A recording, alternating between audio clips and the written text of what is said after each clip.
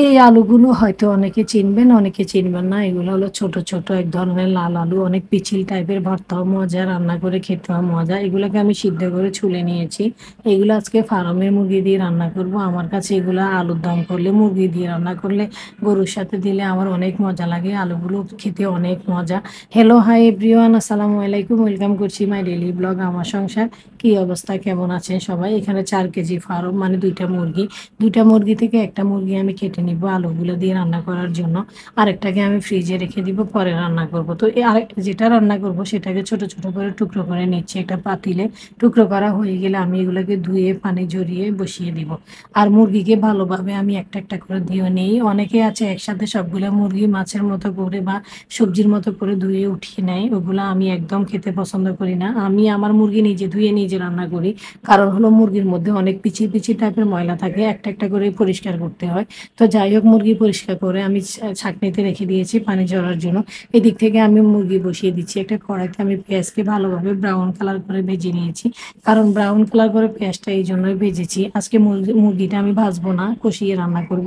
পেঁয়াজটা যদি তেলের মধ্যে ব্রাউন কালার করা হয় তাহলে মুরগির কালারটা একদম বাজা বাজা কালার আসবে। তো এখন আমি সব ধরনের মশলাগুলো দিয়ে দিচ্ছি মুরগিতে। হলুদের গুঁড়া, মরিচের গুঁড়া, লবণ, জিরার গুঁড়া, ধনিয়ার গুঁড়া, এক্সট্রা মুরগির মশলা সেটা, আদা রসুন বাটা। আর আগে এলাচ, দারচিনি, তেজপাতা দিয়ে দিয়েছি। এখন আমি কষানো ঝোলের মধ্যে যখন তেল উঠে আসে তখন আমি মুরগিটাকে ঢেলে দিই। ঢেলে ভালোভাবে নেড়ে ছেড়ে নেই। কষানোর মধ্যে মানুষের সব তরকারির মজা চলে আসে। তো মুরগিটা ফার্মের আমি ভালোভাবে কষিয়ে নিব। মুরগি ভালোভাবে কষিয়ে রান্না করতে হয়, ভেজে রান্না করলে আরও বেশি মজা হয়। সময়ের অভাবে বাঁচতে পারবো না। আর যে পরিমাণে গরম, পাখির ঘরে দাঁড়িয়ে রান্না করা খুবই কষ্টকর। এই এতদিনে যে একটা গরম ছিল, এই গরমে আমি এত পরিমাণে ঘামিয়েছি, এখন আমার গলা ভেঙে গিয়েছে। এই গরমের মধ্যে আমি রান্না করেছি, আবার ঠান্ডা পানির শরবতও খেয়েছি, আবার ঠান্ডা জুস খেয়েছি। ঠান্ডা পানি আর গরমের একসাথে হয়ে এখন আমার গলাটা ভেঙে গিয়েছে।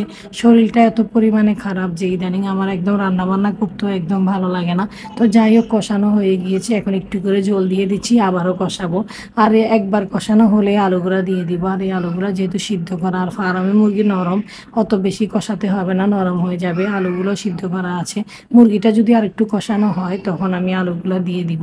আর আজকে শুধু আলু দিয়ে মুরগি রান্না করব। আর আগের মাছ তরকারি রান্না করা আছে, ওইটা আমার হাজব্যান্ড খাবে। আমার হাজব্যান্ড ফার্মের মুরগি খায় না। আমরা বাসার সবাই খাই, শুধু আমার হাজব্যান্ড কক মুরগি, ফার্ম মুরগি এগুলা খায় না। ও আসলে অনেক কিছুই বাছে, আমরা অনেক কিছু বাছি না, মোটামুটি খাই। ও অনেক কিছুই পছন্দ হয় না।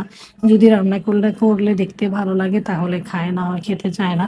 এখন ও যদি বাছাবাছি করে আমি কি করব? তবুও আমরা যেহেতু বাচ্চারা ফার্মে মুরগি খেতে পছন্দ করে, রান্না তো করতে হবে। এখান দিয়ে আমি একটা আলুর মাশরুম বানিয়ে নিচ্ছি। হঠাৎ করে আমার আলুর মাশরুম খেতে ইচ্ছে করতেছিল। আলুও আমি সিদ্ধ করে নিয়েছি আগে, ওখান থেকে একটু সিদ্ধ করা আলু থেকে আমি নিয়ে মাশরুম বানিয়ে নিয়েছি। আর মাশরুমের জন্য যে সসটা, ওইটাও আমি রেডি করে নিয়েছি। আর এই মাশরুমগুলো আলু দিয়ে বানানো হয়, আটা দিয়ে। এটা রেসিপি আমি আগেই দিয়েছি। এগুলো একটু ফুটানো পানিতে ছেড়ে দিলে দুই একটা বলক আসলে এগুলো উপরের দিকে উঠে যায়। মানে যখন উপরের দিকে উঠে যাবে তখন মনে হবে যে এটা সিদ্ধ হয়ে গেছে। তো সিদ্ধ হয়ে যাওয়ার পর আমি ছেঁকে আমি সসগুলোতে মিলিয়ে নিব। এগুলো তেলের মধ্যে দিয়েও ভাজা যায়, কিন্তু আমি তেলে দিব না। তেল যেহেতু খাবো না, তাই সসে মিক্স করে কাঁচামরিচ দিয়েছি। সসে মিক্স করে আমি এটা খাবো। আর এটা খেতে অনেক মজা। যত রকমের সস আছে সব রকমের সস দিয়ে খেতে মজা। যাই হোক, অনেক কথা বলেছি, পাশে থাকবেন, দেখবেন। আসসালামু আলাইকুম।